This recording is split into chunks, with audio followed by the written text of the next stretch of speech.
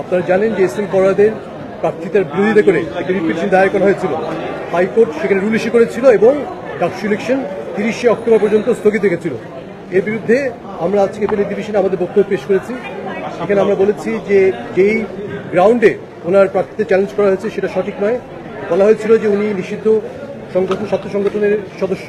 আমরা দেখিয়েছি বিভিন্ন ডকুমেন্ট কোর্টের কাছে নজরে এনেছি এবং আমরা বলেছি যে আসলে কখনোই উনি কোনোদিন ওই নিষিদ্ধ সংগঠনের সাথে জড়িত ছিলেন না। আদালত আমাদের এই বক্তব্য গ্রহণ করেছেন এবং আদালতের কাছে আমরা আবেদন করেছি এইগুলো বিষয়গুলো মোটামুটি ডিসপিউটেড কোয়েশ্চন অফ ফ্যাক্ট এবং রিট পিটিশনটাই রক্ষণীয় না। এখানে রুলই ইস্যু হয় না, সেখানে কীভাবে ডাকসু ইলেকশন স্টে হয়। আদালত আমাদের সাবমিশনগুলো অ্যাকসেপ্ট করে চেম্বার জাজ যে স্টে দিয়েছিল সেটাকে বহাল রেখেছে এবং বলেছে যে 30শে অক্টোবর পর্যন্ত এই স্টে বহাল থাকবে। অর্থাৎ আপনার এই 9 সেপ্টেম্বর ডাকসু ইলেকশন অনুষ্ঠিত হওয়াতে কোনো বাধা রইল না।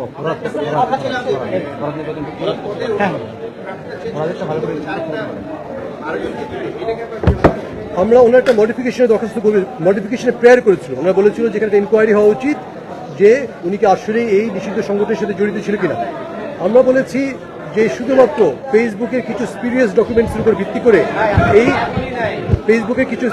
সোশ্যাল মিডিয়ার কিছু স্পিরিয়াস ডকুমেন্টসের উপর ভিত্তি করে এই আবেদন করার কোনো সুযোগ নাই এবং এখানে মডিফিকেশন যাওয়ার কোনো সুযোগ নেই। যেখানে মামলায় রুলই চলে না সেখানে কীভাবে মডিফিকেশন হবে।